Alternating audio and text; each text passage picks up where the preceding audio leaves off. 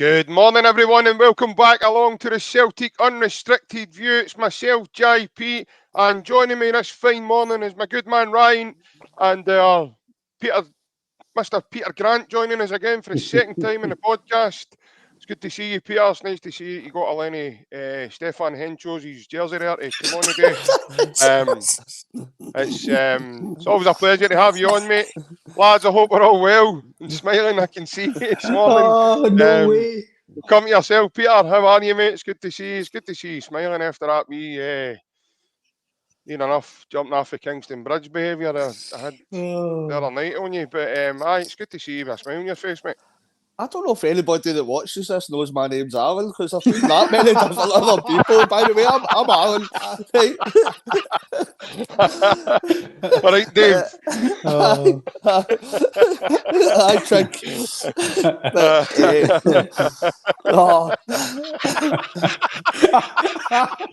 I'm laughing at you. Ryan's Bob, and this is Alan. Do you want any special insurance for your DVD? Oh, brilliant. So, good to see you, Alan. How are you? Aye, no, very well. Obviously, it was eventful to say the least the other night, but I think with everything that was going on, we were kind of venting with frustration slightly. So, hopefully, we've got all that out the way, and I'm feeling negativity out the way, feeling a bit more positive today. We need to be a bit more positive because we've got a massively important game tonight that's a must for 3 points. It's paramount, 3 points, and a good performance to go with it, I'd say. So I hope you guys are well too. Cheers, mate. Ryan, obviously we're at game day now, so next up it's a trip to the capital for the boys and to take on Hibs, where actually Brendan Rodgers has not actually had a victory as manager out there. So quite an interesting one today, mate. I think that I'm going to echo what Alan says. I think it's time that, as much as the transfer window was a bit of a joke, summer window isn't great. There's a lot of negativity between the fans, the board, the recruitment, everything that's going on at the moment. This is where now the Celtic supporters, which we always do, we always back our team. This is where we need to go and just focus on the positives, and that's go and get a victory. Go and show. The players tonight need to show why they're the champions. Whether I like it or no, we've got a title race, and people might say it's entitlement.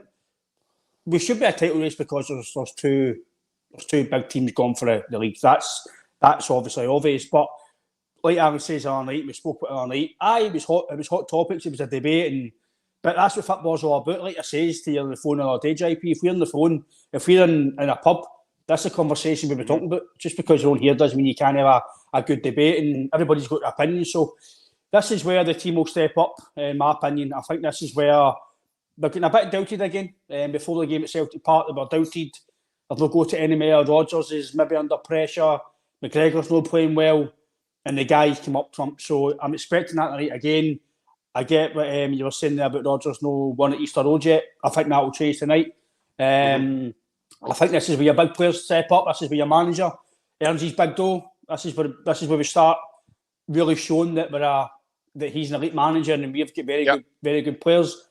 We know we're a good team, JP, but it's just no clicking. And I think with the team, listen, the players would have seen the result last night. They might have even watched the game last night because of how close it is at the moment. So they'll know what they need to do, mate. And I'm quietly confident that we'll turn up tonight and get a result. And let's just get positive now. Let's just try and strive on and just back the team and kind of move on for that window and just kind of look to the rest of the season.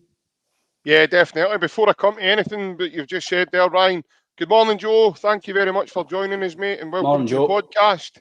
Please feel free, mate, to subscribe and to share it amongst your Celtic friends and family. We always welcome new people.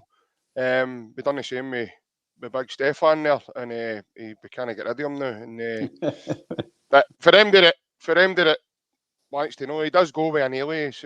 His name's Alan. He's all heard it today. You know, just in case anybody was confused. Hi, I'm Brian. I'm Brian. I'll get a name tag, mate. Well, everybody that's joining us on Gem and YouTube there, John Shirley, morning, John. Robert Baker, hail. Yourself, pal. William O'Toole, hail. And we have got our very own Mr. Souness. How are we, son? I hope you're well. Tonight, the lineup will tell you everything about Brendan. Well, it certainly won't tell you about Brendan. It'll tell you about what the team is. That's for sure. It'll tell you who's in goal, who's at right back, who's at left back, who's at centre half, who's in centre mid, who's at right wing, who's at left wing. He's going to be phoning you after this and telling you everything under the sun, by the way. I'm surprised that Sooney there, because he's had a few goes at picking teams as well. Picks his nose now and again as well. I know that, but no, you're spot on, Francis. I agree. Plunge joining us as well. Morning, dudes. Morning, Plunge. Hope you're well, pal. Hope you and Mr. Frank Kennedy the other night managed to sort out your domestic, mate, that you started to have at the end of the show, and managed to get that. Nick Conley joining us also. Morning, lads. Morning, Nick. When he puts in inverted brackets here, LeBron James, NBA. Hope that's a slam dunk NBA for the star. night then. Well, I hope so, aye. Hope there's no trespassing during the game, you know. Celtic, I hope Celtic do them and travelling, that's for sure. But yeah, just to say what you more or less echo what you said, Ryan, about it, you know, I think there's a lot of people starting to question Celtic's mentality now. And that, for me, that's a very, very silly thing to do, considering the amount of trophies that they win. You know, this isn't our first rodeo. And anytime that these guys are put to the test, they come up trumps. You know? Thanks, Jerry. Thanks for the comment, Jerry. Cheers, mate.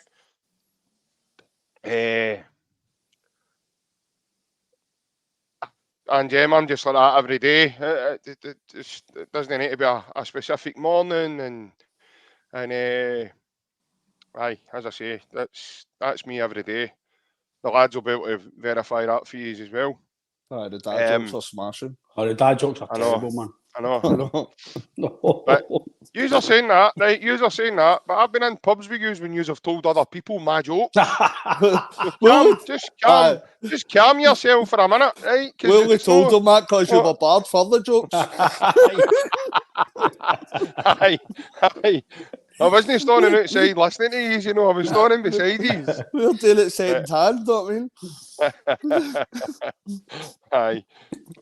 Well, saying that, I've got his jokes on my Tinder bio and get my neighbours so I tell you everything you need to know. Talk about second hand, man. I think you must have been going to some of the shops to get the Celtic taps, big man, because you came up with one every other day. That's not second hand, that's first class news. That's why Leslie said, no, this was mine. See if you look close, see if you spun your taps around, every one of them would have a first class stamp on the shoulder of them, know what I mean? That's a replica of a Celtic tap, no a real one. That's not a Celtic tap, Alan, that's a drawing of a Celtic tap, mate. I'm not spinning this one round, man. I've never got all of it's on the back here. John. You'd never... It's not McCoy's number 9 or something, is it? No, I'm not. No. I'll tell you after. It's brutal, man. At least we know it's no Stefan Henschel's anyway, so we're all right. No, it's worse than that, mate. But, getting back to the team, lads, I think, like I say, I've said it the other night, I mean, we're unbeaten in 7 games. You know, and I think Rodgers was spot on in his presser there when he says, Glasgow's the only place you can get done in a crisis when you've been unbeaten in 7 games. You know, it was something along those lines. You've took 4 points out of 6 games, your last 2 games, and Glasgow's the only place you can go and you're in a crisis because of that. I was really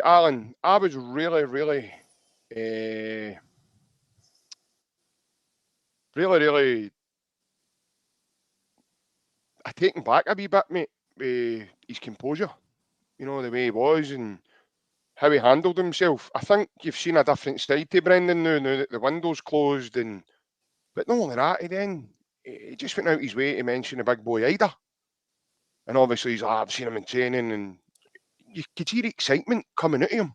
As in, because see when he spoke about that, he must have got a distinctive memory or a flash of Adam Ida in training and doing something that he was really impressed with. because I know a lot of managers do that, mate, and I don't think he had to go out his way, to...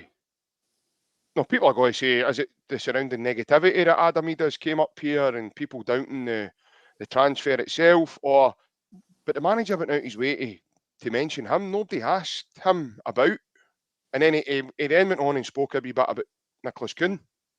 So, about how they're starting to look fitter, sharper, a wee bit more used to the team now, and I wouldn't be surprised, mate, if we've seen one or two changes tonight and those forward areas, because for him to come out and speak about Adam Ida the way he did tells me something. Is there a mixed message in there? I'm maybe reading into it too much, but it kind of tells me that there's maybe a change ready to happen, mate. I don't know about yourself. I said that last night, you guys. I don't know if it's possibly, obviously there's been a lot of kind of negativity about the young guy that's come up, so I don't know if Brendan's kind of purposefully come out and singled out Adam Ida to give him that wee bit of confidence boost, to make sure he's maybe looking at that and saying, the manager's thinking, I'm brilliant here, I'm doing really well, so that gives him a kind of confidence boost to get into the game. So it sounds as if kind of he could come in tonight, whether that be kind of to partner Kyogo or to play alone up top. But but it was definitely positive. So big man needs a cuddle plunge. No, it's all right. What you're talking about? I'll take a cuddle. I didn't want to get into it again. You get enough of that off 10. Well, see, the one part I disagree with the Brendan was 6 wins in 7 games, but you can any stat can win for that. You can narrow that out again and say we've only won 6 in the last 9. We've only won 5 in the last 8 league games. Just as well you're good at maths, by the way. So there was 2 defeats directly before that winning run. We're used to a Celtic team that's going on kind of 11, 12, 13 game winning runs, and that's why we've been so kind of brilliant at kind of winning trebles, winning leagues, etc. So we need more of that consistency. We need to put together a more of a consistent winning run. Yeah. I think there will be a few changes tonight. I think there probably will be 2 or 3. I wouldn't be surprised if there was more than that, because I think we can say there was no many players that we give pass marks to at the weekend. So I would be a few changes. How many? I'm not sure. Obviously, we spoke about the Brendan Rodgers record at Easter Road, but that even goes out with Brendan Rodgers. I seen a stat, was it last night, and out of the last 12 games, we've only won 2 games at Easter Road since 2017. That's kind of Ange encoded, Neil Lennon encoded as well. So at a possible 36 points, we've picked up 12 points for Easter Road. So no matter who's been the manager, it seemed to be a kind of stumbling block of an away game for some reason. So hopefully we can kind of correct that tonight and with a great performance and 3 points on the board to get back on that win and run. Yeah, but the first and foremost thing that you say there is for us to win, and to let's turn this sort of small negative bubble that's hanging over us at the moment, you've got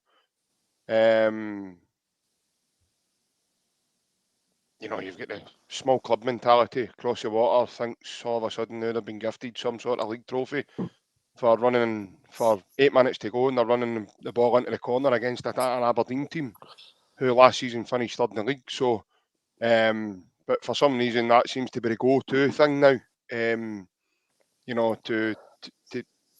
play football.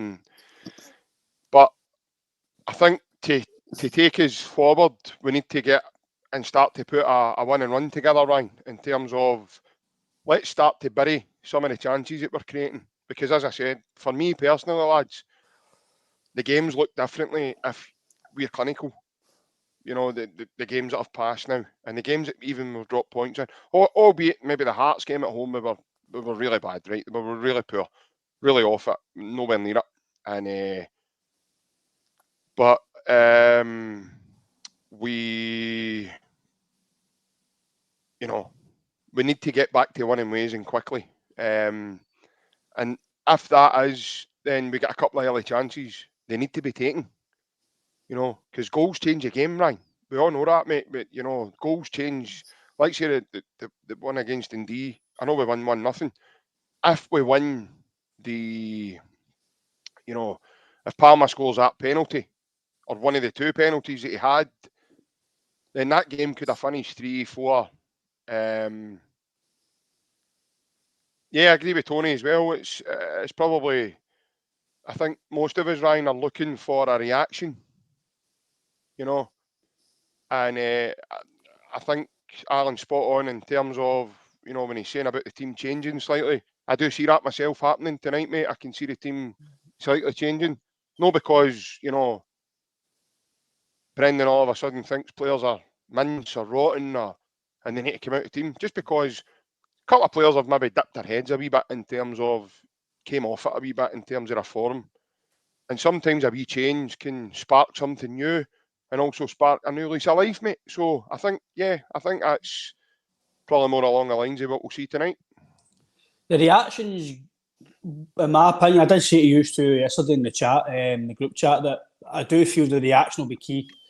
The reaction of the players for the off and during the game, if we do go down or we do get a bit of adversity in the game or a wee bit of pressure, which I'd like to expect Hibs will give us some sort of pressure. Because let's be fair, I do still feel at the back we're quite weak in certain parts of the team, and even when Greg Taylor was playing, Greg Taylor was getting targeted. So if Bernabei plays, they'll target Bernabei. If it scales, they know that it's not a Celtic defence that's been in years gone past in terms of being solid and the same back line. So that's probably the weakest part of your team, in my opinion, at the moment. But then you looked at the weekend, the midfield was non-existent.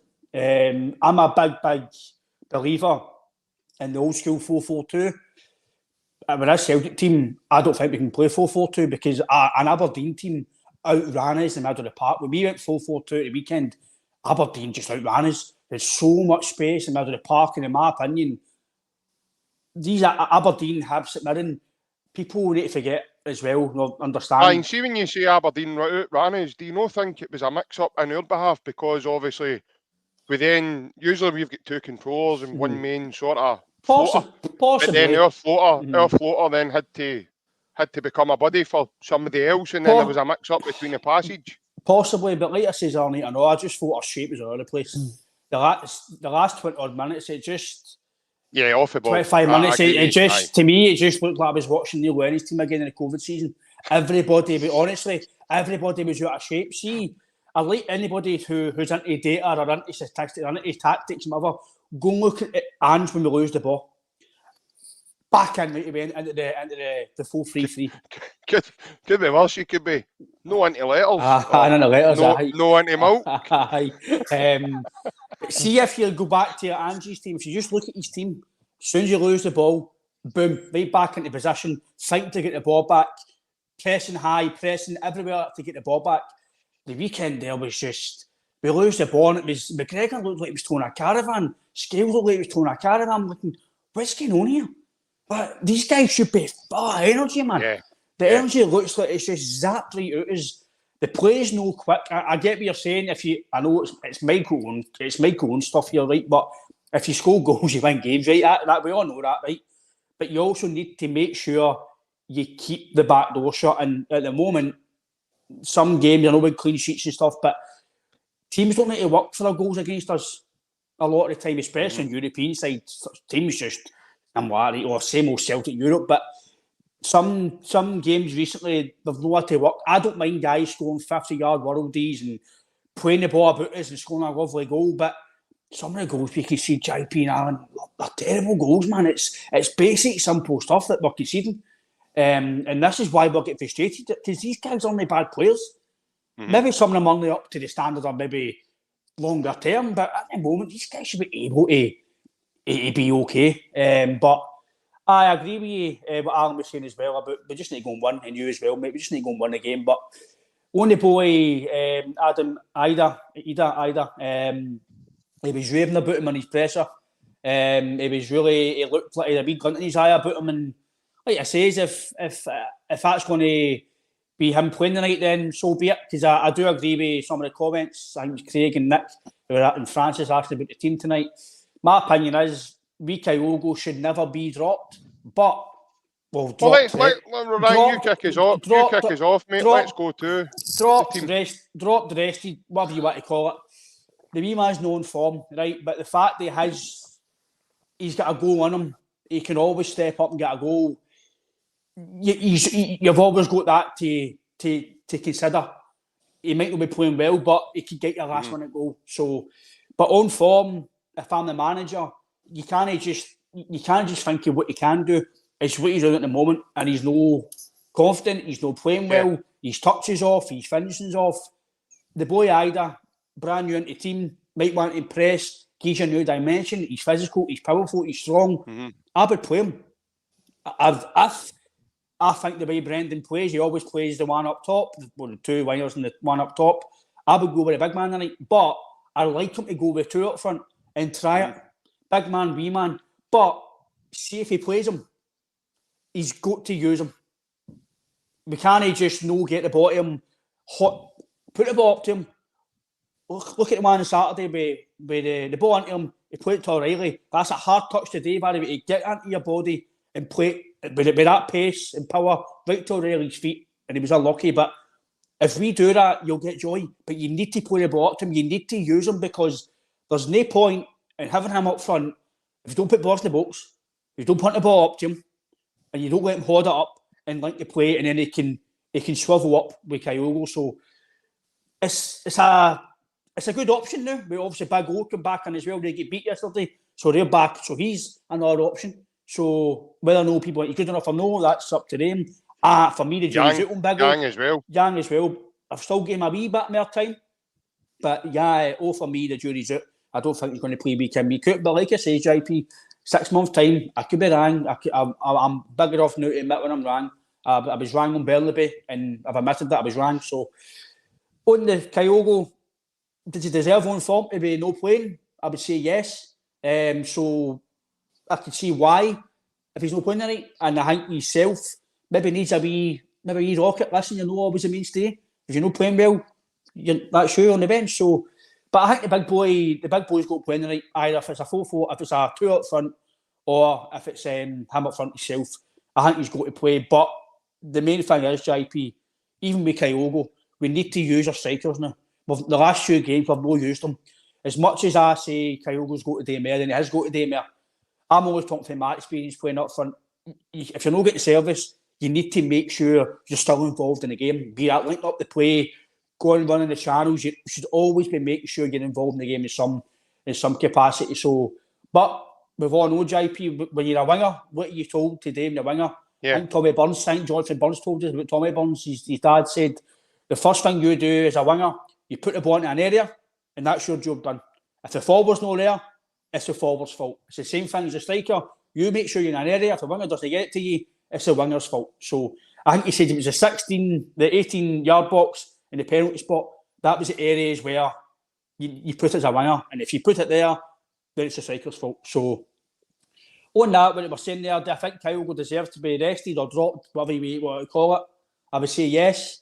Do I think he'll do it? No. I think he's got a lot of faith in the wee man, but I would go 2 up top, be that 3-5-2, or if he decides to do a 4-4-2, but he's got to do something, JP. They've got to change something up, because the last 2 games, we've not been at it. But one thing we need to get right is the speed of play. It's got to be upped, because any team can play against you, no matter if it's East Stirling, Hibs, Bonnyrigg Rose. If you're playing slow football, it's very easy to play against. But if you're playing it quick and everybody's moving, it's very hard to play against at any level. So that's what I think the first thing we need to do. Get the speed up, and then the chances will come. Yeah, definitely, mate. I think, obviously, it's imperative that we go and win the game, Alan. I think how we do that, like Francis says, Francis reckons, he doesn't care if it deflects off Peter Lawwell's wallet and hits the back of the net. It's definitely going. And I get what, obviously, a few other comments is saying Peter Lawwell doesn't carry cash. So by an empty wallet, but it doesn't matter. It can deflect off a crease in his trousers and just hit the back of the net. No, he's got one. He's got one of the ones. He's one of the ones he spends and he gets the money back. He doesn't spend money at Celtic. He's only got a note, goes into a shop, doesn't buy it, and they still ask him to want cash quick. He'll deflect off an inflatable shark. I know. Aye. By the way, I reckon he's there in the Gorbal swimming and with him and Michael Nicholson throwing inflatables about with one another. Getting ready. By the way, he's that lucky he'll catch a salmon in that water, the Gorbals, man, I'm telling you. Anyway, I've been in there. There's a good chance he's going to catch more than a salmon, by the way. Pink salmon. You see the cup? You see that the colour of that water, by the way? Oh, man. No, it's no nice. But if you're fake Gorbals, that's not about you, that's about the water. No, it's just about you. But I would imagine your tap water must be the same, because it's the same water they use to fill the swimming pool up. But I'm only having a laugh. But Alan, I think regardless of how you do it, mate, in terms of getting the win, that's the most important thing. And talk about that, mate. Who do you predict will play in the team tonight, and what's your predicted lineup? Getting the win's obviously the most important thing, but it'd be easier to say that if we were kind of consistently playing well, you do get that 1 or 2 half games. So I think the fans, for the kind of positivity feeling, I think we will need a performance tonight as well as a win. I think it's probably due that as well. It needs that wee bit of oomph to get a wee kickstart that's needed to start putting a run together, as we've spoken about.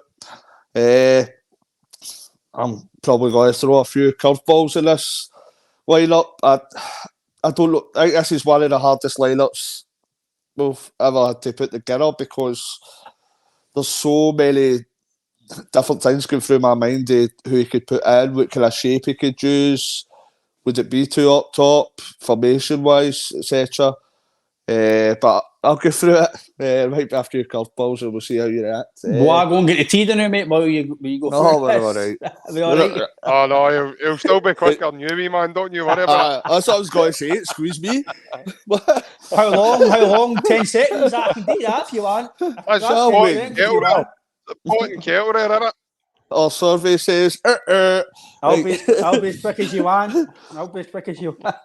Right, Joe Hart goals. AJ right back. I think Liam Scales plays. Is he fit, by the way? I know Brendan had mentioned it, but is he fully fit? It says everybody was fit. He would have mentioned AJ. that. It says, I know he did. Aye. Says in the interview everybody came through the weekend, all right. So I would take it as he is fit. So AJ right back. I think Scales plays at centre half. I'd still say Narowski, because I think he's got potential there.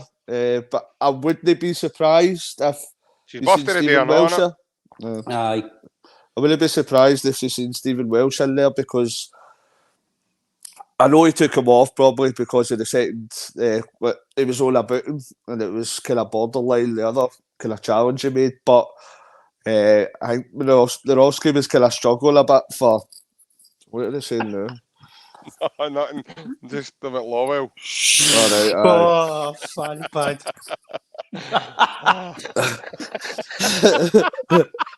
Just picture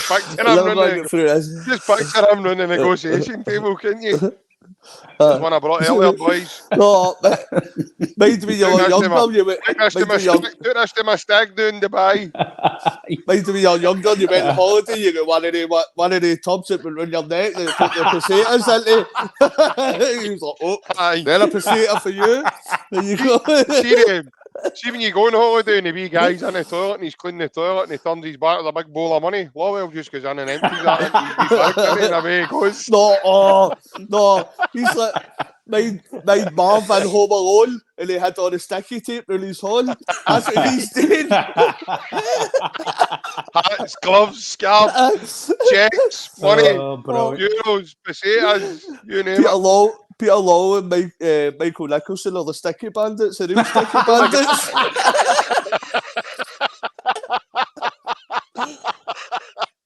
Aye. They go ice skating at Christmas together, I know. Brilliant. Right, back on to the team. No, I could see Welsh coming in, but I'll still stick with Lorowski. I think Lorowski kind of struggled since we conceded the goal a bit, especially in the second half. But I still think he'll keep his place. I think Tony Ralston comes in at left back, because if Bernabe comes in, I think. Tony! Had to be there. But I don't. Why let me pick my team? On you go, waiting on you. No, I can't see Bernabe playing. Honestly, that performance at the weekend was woeful, to say the least. So I can see Tony Ralston coming in there, even though it is out of position. I think it'll be the same midfield three. I think it'll be McGregor, O'Reilly, and Bernardo. And I think the whole front three will change. The only one that... Not Wilney. Not Wilney. Right, well... but I could see Kyogo keep this place, but the way Brendan kind of spoke about Adam Reeder, it points towards that he's kind of looking to put him in the first team. So I think Kyogo might get a wee rest tonight. I think Ida will come in, and I think Maida will go straight back into the team. And at the opposite wing, I think it'll be Nicholas Kuhn. So, and Taylor, I think that'll be 4 changes that I'd predict. Nice one. Well, I'll do mine, and then I'll let wee Maloney take care of the rest of the podcast to be finished. So I think it'll be Joe Hart, Alistair Johnston. I think it'll still be Narotsky. I think it'll be Scales, and I think it'll be Tony Ralston at left back. Midfield, I think it'll be McGregor, O'Reilly, Bernardo. I think it will be Kuhn, Maeda, and Ida. Same as me then? Same as you then. But at least I go there and half the time, mate. You've taken a podcast and a half time. We could have made a cup of tea there, but we'll go and put on the Sunday roaster now while he's at it. Up the Wallacewell Farm Calvary, man, for the time he's funny, he's talking. You'll go into the Wiggles, so it'll be nice and tender already. No, I think roughly the same as you, lads. I think probably the same team. Bernabe, for me, I just want to play again. I think I know people think that's disrespectful, and he's still young, and he's still got a lot to learn in the game. But for Celtic Football Club, he's not good enough. I don't think he's going to get any better. He had a fantastic coach under Ange. Didn't he do amazing under Ange? He's maybe, some people might say Brendan might be a better coach. Who knows? It's up to their opinions. You've got another elite manager under him, and he's still not yet proved much. And that's been 6-7 months underneath Brendan. He's not done much. So I would say for me, Bernabe, I think he'll be, unless they have a major injury process, I just can't see him playing again personally. That's just my opinion. Ralston, he's all right. He's just a second choice, but he's probably more comfortable playing than Bernabe. Tell you, people might think I'm Maloney tunes about this as well, but it wouldn't surprise me, maybe not in the night, but in general, you could even move Alistair Johnston to left back, because I think he'd be more comfortable playing there than Ralston. I think Ralston's maybe better playing at right back. He's more comfortable. So you've got that option as well. What about Mitchell Frame? Mitchell Frame, yeah.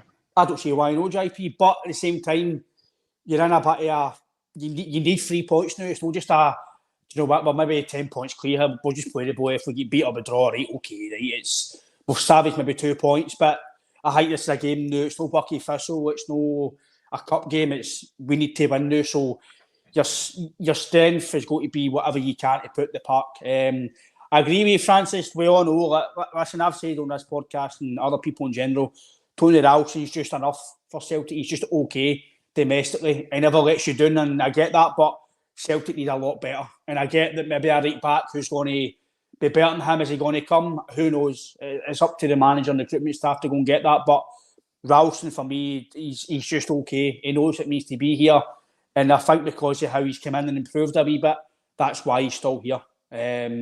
So, there's, like you just said, lads, there's loads of things that we can move about the team, and we are where we are at the moment because injuries and poor windows and injuries and stuff. So I think the front three's got to change. No, I agree with you, John. I want to play the boy Mitchell frame, especially at the moment when we need to go and win games and the demand is going to be on the wee man. Same with Rocco Vata. I've seen people saying Rocco Vata should play. Rocco Vata should not play again until he signs a new contract, in my opinion. He's obviously not signing a new deal for whatever reason. So right as it stands right now, he's not want to be here. That's the way I take it. I know there's probably conversation behind the scenes about maybe there's other wages or the lengthy deal or whatever, bonuses, whatever it is. In my opinion, if you're not signing a contract just yet, sorry, I don't think you should be playing. Because how is then your full mentality to go and play in this team? So I get what you're saying in terms of the team. I'm just going to go with the same what you're saying. I think the front three's got to change. Maeda's got to come right back into the team. And it kind of gets to the stage where we're really wanting the guy who's not the most technical to come into the team. That's because we're struggling at the moment. So, but he's...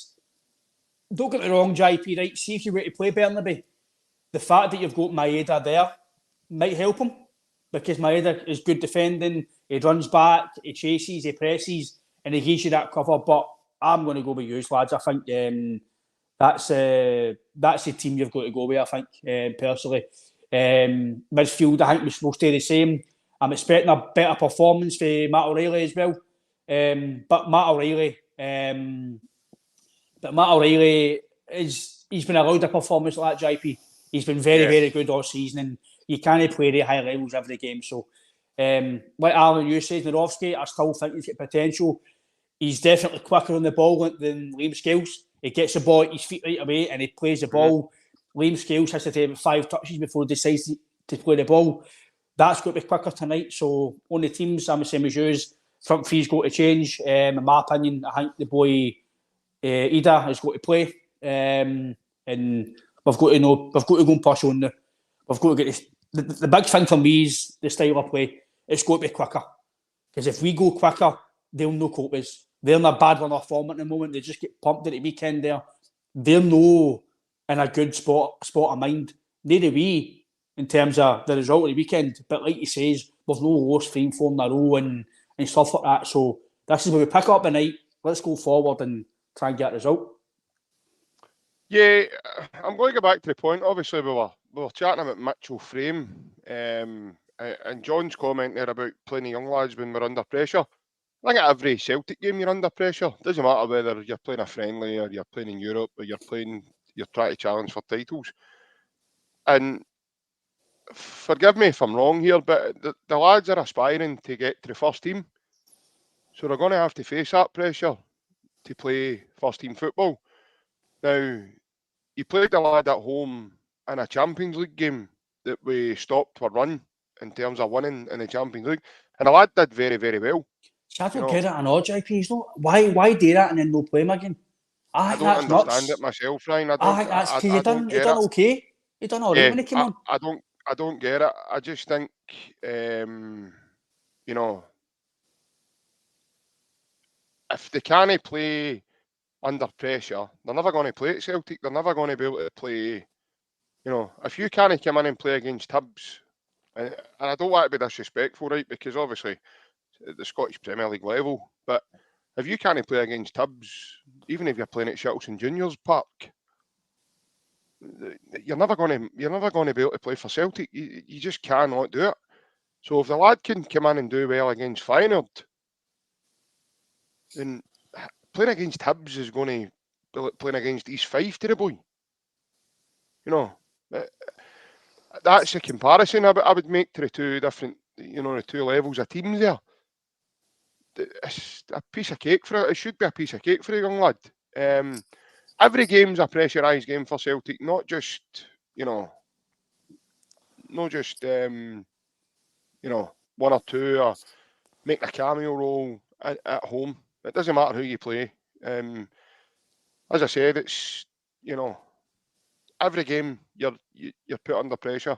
Yeah, Brian, that is also part of my thinking as well, mate. And as Ryan says, I think Alistair Johnson could handle playing over at left back as well. I think, Francis, you made a comment about Ralston looking a bit out of sorts. I don't think many of us would have looked any better, to be fair, considering he's not had a lot of first-team games recently. He's had, again, a wee drips and drabs of cameo roles here. So, you can only train so much, but when you're not playing first-team football and you're not getting game time, regularly, it's going to take you a bit of time to get up and running. Unless you're an incredible talent like Zinedine Zidane or,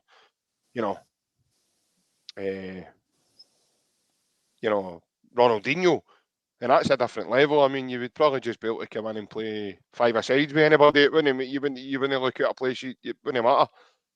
But when you play, no, granted, Francis, you're playing him out of position, but he also played there for Scotland. I don't know if you remember, just not long back, Steve Clark brought him on at left back to play for Scotland when we got an injury to Andy Robertson, I think it was, at the time. It was before his recent shoulder injury.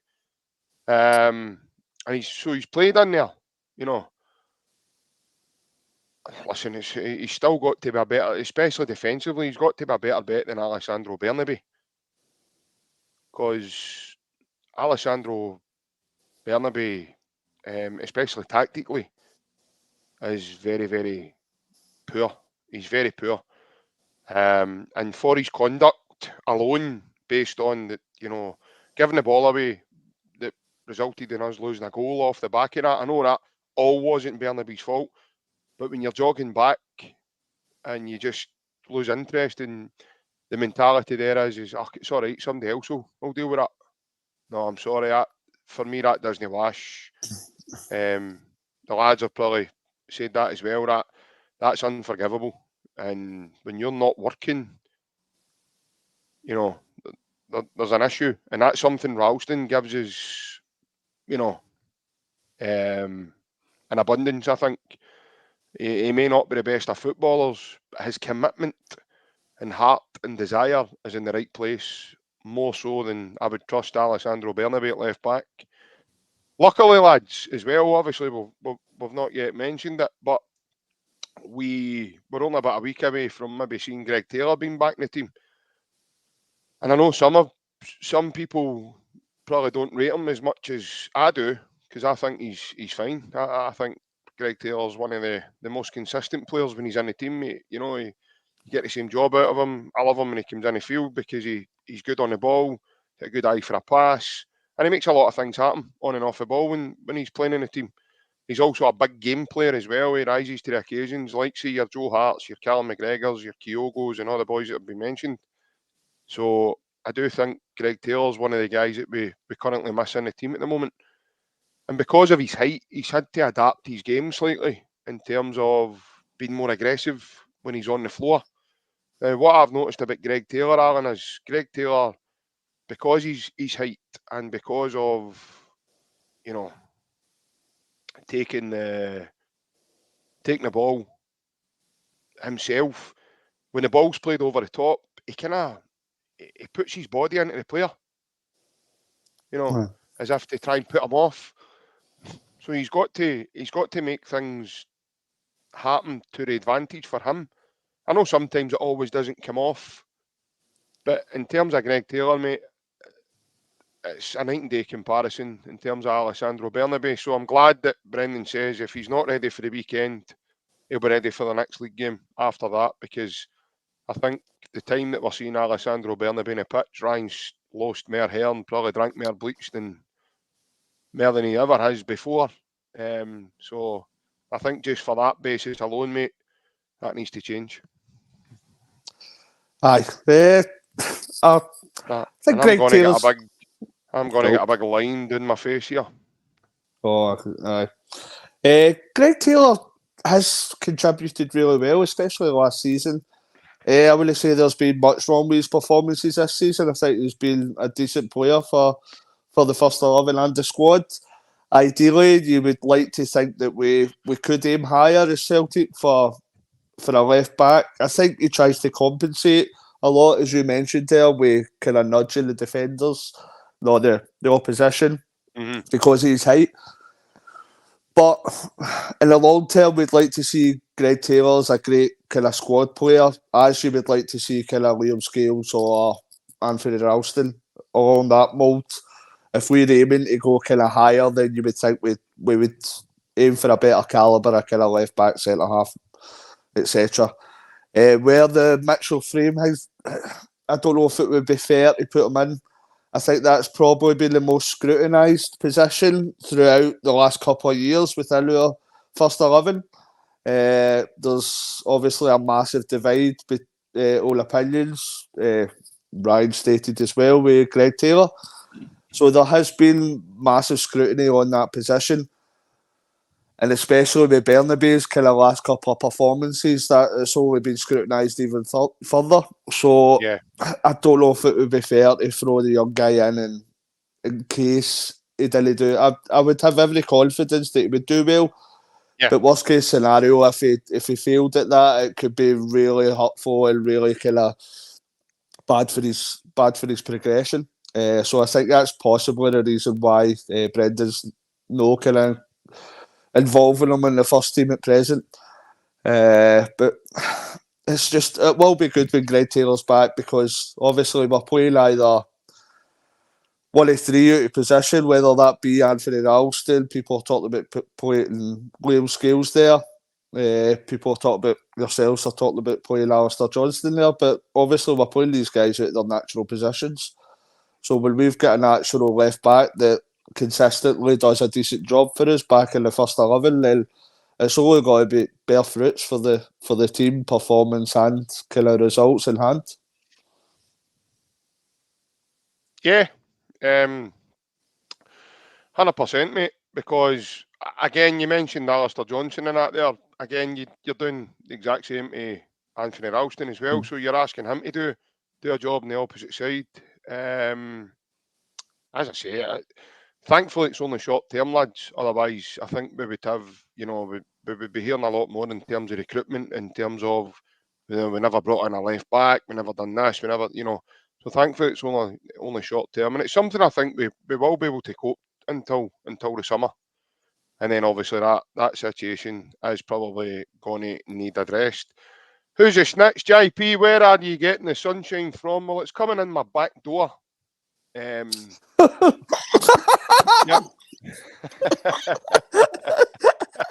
It's not. I know that would have been done. I know that would have been done. It's not all sunshine and roses. I know that would have been done well, which is why I worded it like that. But it's coming through the blinds on my back. Back door. On my back door. So I know that would have been done well for these lads. That's how I said that there. It's quite a good comment actually for B there. I've mentioned it, B. Personally, and on this, I think I did mention it at the start of the pod, that Liam Scales takes a lot of touches to go and get the ball playing. Last year we had Starfelt and Vickers obviously fully fit, and people said Starfelt was slow, but see if you actually look back now, compared to what we've got now, he was a lot quicker. The play was a lot quicker, and a lot of our play started from the back, playing out for the back. And again, like Alan says about Greg Taylor, same goes with Scales. He's here because not really Taylor, but Scales is here because guys get injured at the start of the season. He's come in, took his chance, and he's been decent. He has been decent, let's be fair. But we all know, in my opinion anyway, longer term, Liam Scales to take Celtic to the next level, what Mr. Lawwell and Desmond and what Rodgers wants to do is progress in Europe and make us, if you want to call it a force Europe again, but make us better. And the Liam Scales is not good enough, in my opinion, and it's as simple as that. Like I says, we let go on experience playing Starfelt, who was maybe 26 when we signed him, 28 now. I know he's only 7 caps, but the amount of football he's played in his career, he's more experienced. And people would like to say it might be disrespectful, but Liam Scales was going to be the door in the window. And now you've left a guy that obviously at the time wasn't rated. And he has come in and done well, granted, but of course he has. In the summer, 100%. Like I says, I've noticed that in the last few games now, there's parts of his game that you can see it's not good enough. He's slow at the back. The game against Lazio, again, we can all pick at different players. I get that, but just on B's comment, I agree with B. That longer term, we do need better Liam Scales. That's just my opinion. People know about my thoughts about Greg Taylor. He's decent. He does well in Scotland. He's okay. He'll do well for you defensively, but longer term, European football, you can see it now. He's getting exposed. Defend Anne's masked. Anne's done very well to mask his defending side into the middle of the park. He was done well. He's a far better player playing the inverted role than he is playing a left back. But as a left back, your main priority is to defend, similar to James Tavernier or Emma Kosawata. He might be good going forward and scoring free kicks and penalties, but the guy can't defend for trophy. The amount of goals he concedes against Celtic in the big games, they're always doing his side, but yet he's a Hall of Famer. The guy's a right back, he can't defend. And it's similar to me with Greg Taylor. Defensively, he's no good enough to take us to the next level. But I agree with Aaron, I agree with JP. Right now, where we are, we need Greg Taylor. We need him. That's where we are at the moment. He said it, man. There we go. I've said it's on recording. I've said it the last few podcasts that when he goes missing, we are down because he is our best left back at the moment. So Oxo's been missed terribly. But I can't mind to comment. We're better with Phil Taylor than Bernabé. I can't mind to Taylor, you need Snickers. There was a comment says can't mind to it it says, but it's down to recruitment. Francis, this is where we are because the recruitment's not been good and injuries obviously as well. But having to rely on guys who might not be longer term good enough, but I'm still more than confident if guys are fully fit in this team, JP. We've got the ability, we've got the experience, we've been there and done it, we know how to win titles. The other side don't. They've what one title in how many years?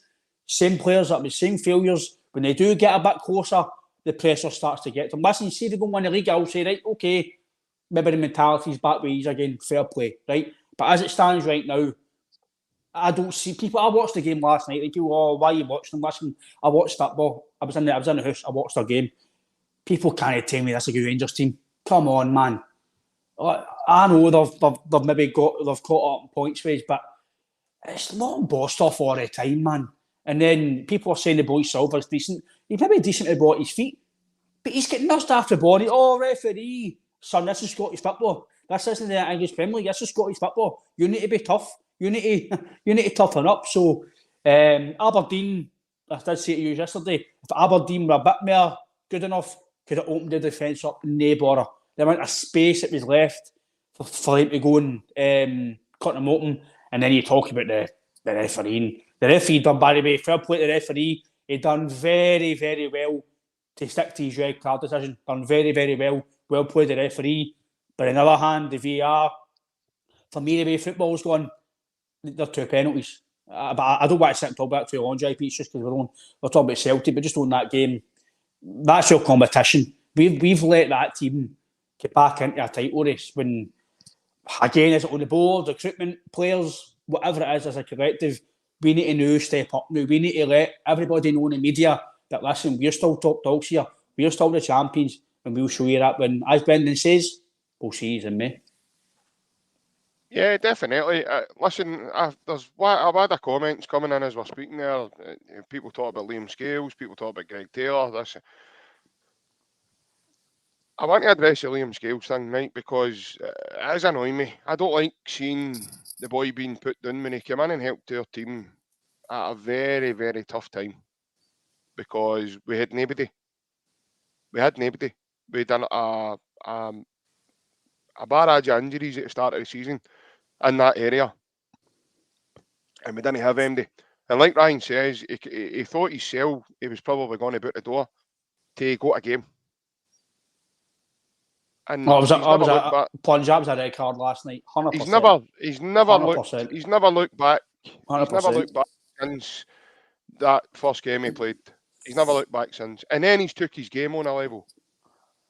You know, if anybody thinks Liam Scales hasn't done well for Celtic, he's done well, but I'm going to say it. I'm going to say it now. Football is no for you. He's done well, JP, but he's not the standard bearer for us club. He's not. He's done well. I'm not saying he's no Ryan. But I'll tell you what, mate. He stepped up and he was needed. No, I get you. And that shows.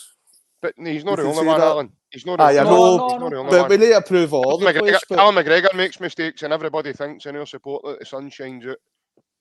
The same stuff that's coming in my back door right now. I think the difference, like same or earlier, I think the reason why sometimes McGregor gets a wee bit of leeway is because of how well he has done and how no. For me, Liam Scales, I don't think Liam Scales is going to get much better than he's been. I might be wrong, could be wrong, but I think Rodgers is maybe going to maybe the best he can get to. That's just my opinion. But that's a very good level, mate, to be playing at playing at centre half. Don't forget, he played a full. Put it this way, he's a mainstay. He's probably the only one in the. I think he's the only one in the defence this season that's not been changed around. Am I right? Aye, but I do think in the summer, like I say, right now he's fine, JP, today's in the season, but Celtic recruitment 100% this summer has to get looked at majorly. When we relying on a guy who was going to be out the door, but relying on Bernabei, who's not up to it. Taylor longer term as well. See your first remit as a football player. You've all played football yourself, lads. People in college have played football. I've seen people on social media saying, but he gives his all and he gives his best. That's your job as a football player, to do your best. That's your remit, is to play well anyway. That's your remit, is to heart and fight for the shirt. But your ability then takes course. And longer term, there's players at Celtic who need to be either they need to improve massive fold, especially European side, or we need to go and buy loads better. There's guys who are just okay. We need to stop accepting guys who've been okay. We're Celtic. People might say it's snobbery, it's entitlement. Man City, there'll be players at Man City who are just doing okay, but because of financial fair play and stuff like that, they can't go and spend money to go and replace them. Scales, right now in the season, I'm fine with. I think he's okay.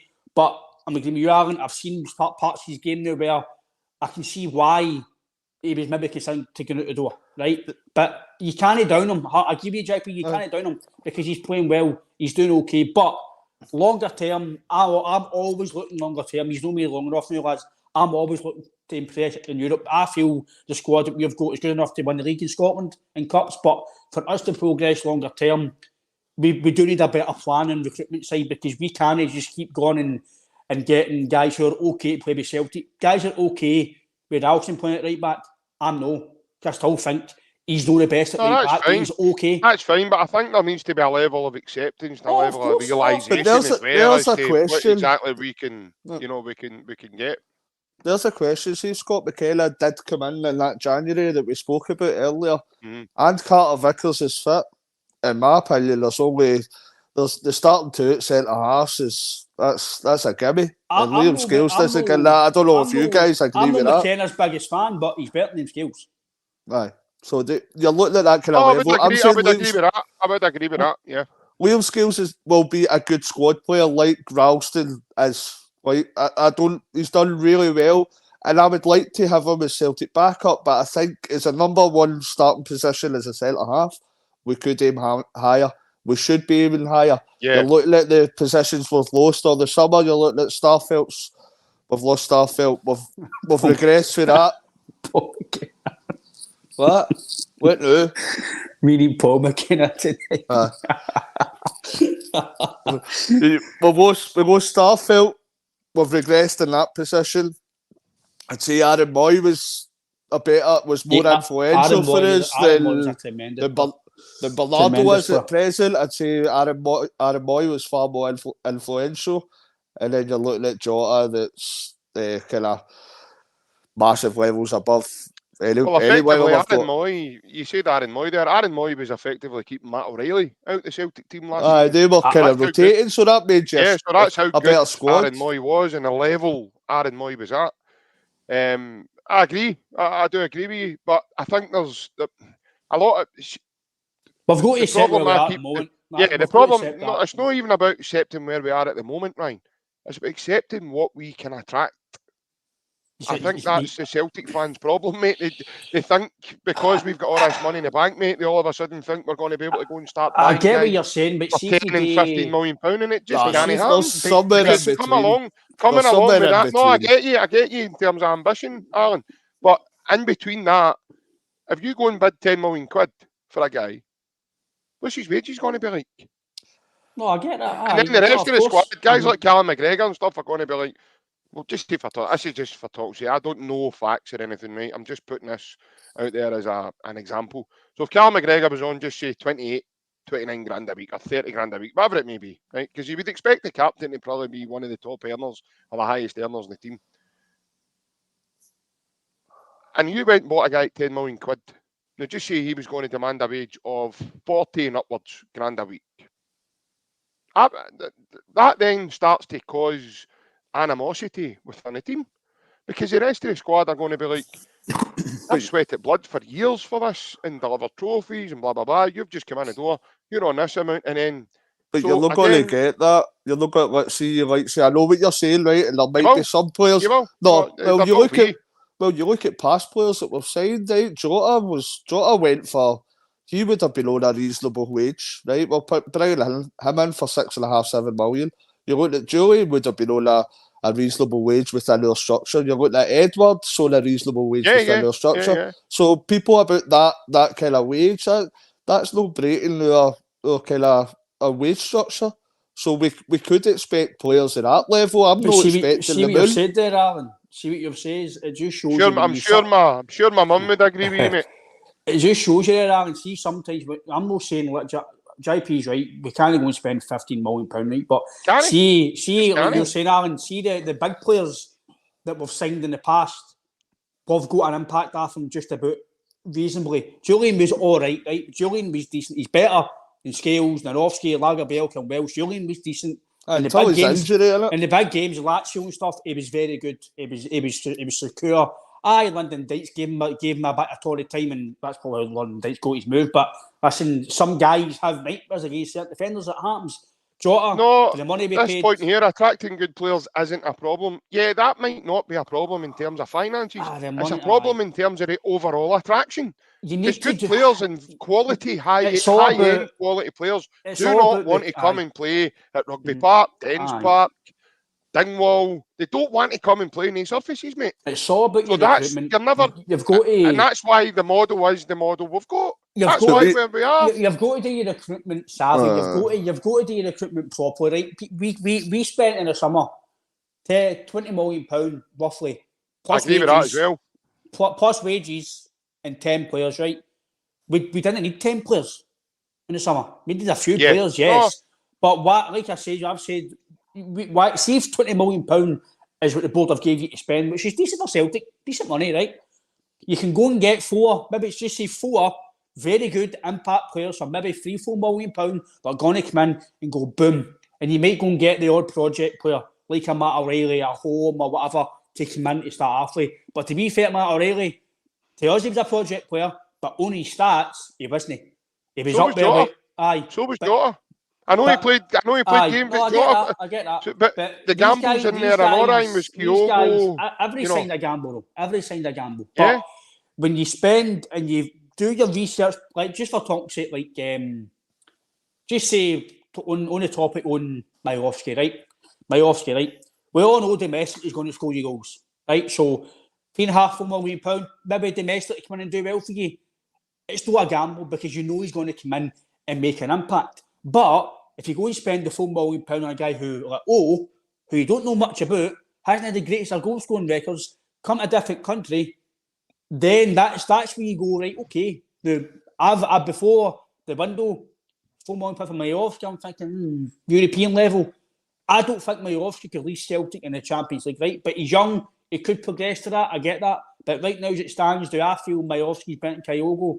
On form, no. If Kyogo's on his peak, for me, Kyogo's a better player, right? But could we get Majowski in at the end of the season and he can win your league and then possibly help you next season? Yes. But do I feel Majowski or somebody like that is going to lead Celtic in the Champions League? I don't think so. I think you should be looking to buy better, but that's all about your recruitment. And they need to do their research or their scouting. Yeah. And I don't think as a recruitment team, in the last 3 to 4 windows, we've done that enough. We've spent about, is it £65 million and I think in 4 to 5 windows. And domestic-wise, we've done well, but European side, it's not been up to standard. And I'm a big believer in we can do a lot better with our money than we are. We need to stop going to Asia, Australia, and buying guys who who might not come in and play. I know you can get that for the European side, but like I say, guys like Daniel Podence, right? His goal scoring might have not been great, his assist might have not been fan, but his overall play to suit this Celtic team for £8 million would have been fantastic, because he's doing very well in the Olympiacos. Maybe no, his stats might not be standout, but if you look at his overall play and the way he plays, it's far better than what we've got. So this is what you need to look at as well. And I agree with JP, you can only attract a certain amount of players, but you need to do it properly. You need to do your recruitment 100%. properly. That's why I said there needs to be an element of realisation as well coming into it. Because Celtic aren't just going to be able to go and spend 10 million on this guy and 15 million on that guy just because fans think we've got £75 million, which is probably going to be more at the end of the season. You know, that's not the way it works. That's just not the way we can't fish for that pond because of the pond we're currently in. There is somewhere in between. I know what we're both saying. Like, I don't doubt the fact we can't afford. I agree with what you're saying. I agree with what you're saying in terms of recruitment as well, Alan, and having a listen back to what you were saying the other night in terms of guys at home. You know, these guys were brought in with a view to being good maybe next year and replacing certain guys that are in the team at the moment. I get that. But, you know, Celtic have probably brought them in as well and thought to themselves, right, if we can get one or two things out of these guys now, then it's a Brucey bonus for us. And we kind of are getting one or two because, you know, people are saying Narotsky's a brilliant passer, the boy does this, he does this. You know, people are saying Bernardo, you look at the level of performance levels he's started to show us now. So you're getting one or two guys there just in the last couple of windows. You know, it suddenly puts a different spin on the... But the in-between, just as Thomas says, and that's exactly what I was ready to say myself, the in-between is a hard thing to find. It really, really is when you're dealing with transfers. Now, I don't for 1 minute sit here right now and think Celtic didn't bother their backsides in the January window. I really don't. If MD thinks that, then fair enough. But I'm not naive enough to sit here and think that Celtic weren't active in the January window. They were. The guys who they've tried to probably get probably weren't available. You've seen Mark Henry's report about the boys Fitzegarden and for Denmark and Brøndby. Celtic obviously went and tried to get him, and Brøndby are chasing a title. And for those matters, that's what put that on a back burner. Now, he did say at the end of it, Celtic are probably going to look to revisit that in the summer, which is probably why we've seen the big boy Ida come up on loan just to the end of the season. Now, the plans might change again, guys, because Ida might be an absolute belter, and Brendan might go, oh, do you know what? My plans here have changed. I want to sign him now. So let's try and do a deal for Ida. We don't know. We'll just sit here and we'll surmise and we'll try and make up all sorts of concoctions of what actually happened when they guys actually know the truth. You know? I don't know if we need a reality check, but if we're struggling to tempt players for Brøndby, then a club like Glasgow Celtic, I don't know. I know that a lot of players will not be available. Right, but the end result of the recruitment is massively disappointing. We can see that. So there should be other players there. But Napoli went and recruited Kvaratskhelia for Georgia. They just went and they paid €7 million for him. Now, she's a Napoli fan, mate. You'd probably be sitting going like, why the hell are we buying him? Look at the end product. Look at the end result. That's why what Ryan's saying, mate. You need to be clever in the way you do things. You need to be smarter and be ahead of the curve. Teams like Ajax, many years have we saw Ajax pulling out belters.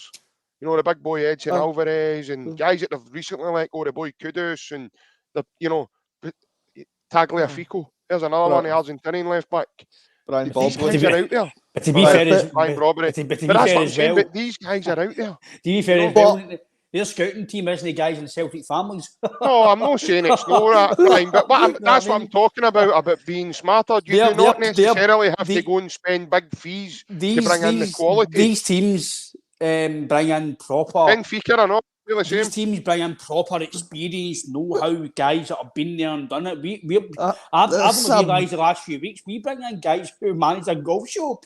It's a whole mess. It was a scattergun approach. That's what it was. See that transfer window in the summer? It was like, oh, there a wee guy, Korean second division, we'll go get him.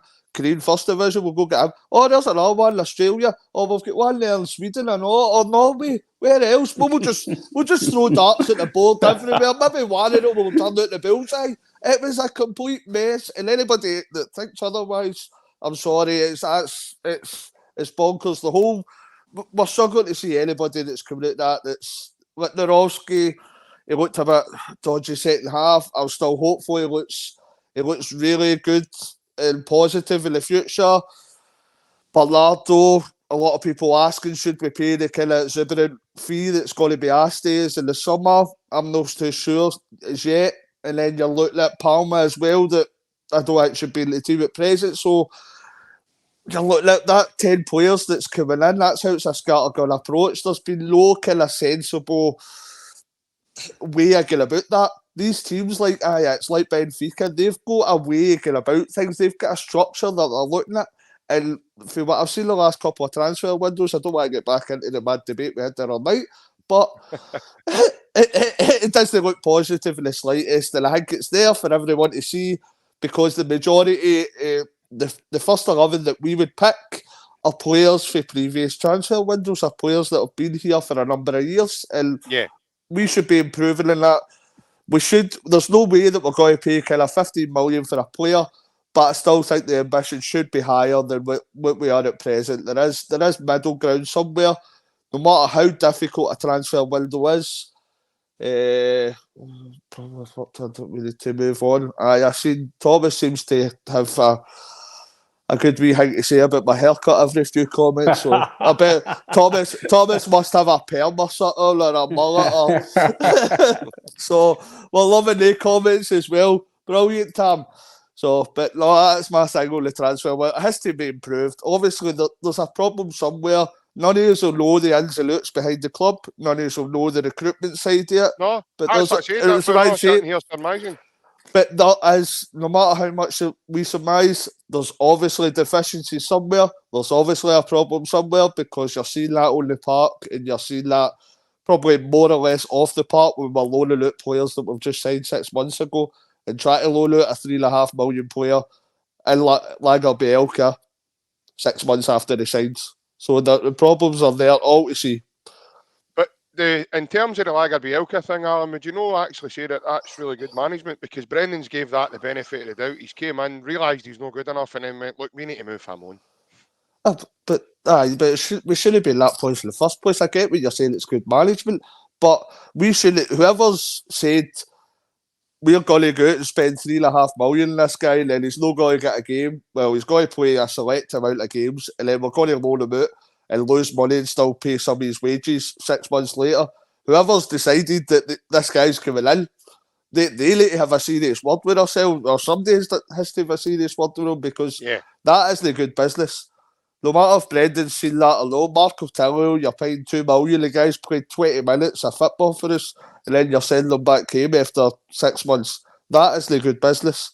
You're looking at it's probably the same guy done the negotiations to get his $2 million for David Turnbull back, and his contract's up in the summer, so that's good business. Aye, but you can pick kind of one out of every 10 that you're saying that. It's good. It is good business in terms of the way we are, but on David Turnbull, we've lost money. I know he should have been signed up or sent on in the summer. But that's good business in terms of his contract, You'd never get top. If David Turnbull was to sign a new contract a week before we sold him, you were never ever getting top money on him. Never, because of even if we signed him in the summer. If we sell him in the summer, possibly, that's probably the way we would down the road with kind of Stuart Armstrong and Edward. I think Turnbull would suit somewhere abroad. The way he plays, he's no a guy that's going to make one burst and runs, but he's got a set structure, he's got a set way of playing, and it's scoring goals and creating chances. And at Celtic, as much as people might know, like how quick he was, or that, David Turnbull's got a set way of playing, it's scoring goals and assisting, and he does that. So certain teams might find a way of putting him in his team, but like we all know, as David Turnbull, just the fact that he's not quick enough and mobile enough to play in the way we want to play, it's just no work for him in terms of the last year or so of his Celtic career, and I think we can all agree with it. Yeah, I think we can. Some really good points today, lads. It's been amazing chatting with you. I've took up enough of your time and everybody else's. Just before we But go, let's get a victory, man. Come on. Yeah, we're hoping for a victory. And before we go, just to let you all know that we are sponsored by AB Entertainment. It's a DJ and entertainment business. It's run by Mr. Alec Beveridge, who was in the comments today. The telephone number to get Alec is on your screens right now. As you can see, he's on Facebook, Instagram, and you can hit him up on the number on WhatsApp. As I said, lads, we were on today, and we've been on probably a wee bit more longer than probably anticipated. But it's that big scattergun again. It just can't stop itself. It's becomes overpowering at times. Yes, folks, we are all hoping for a Celtic victory. I don't care what way we do it, as long as we do it. Doesn't matter what way we do it. We will be back tonight, lads and gents and evening and girls and boys and girls and ladies and gentlemen.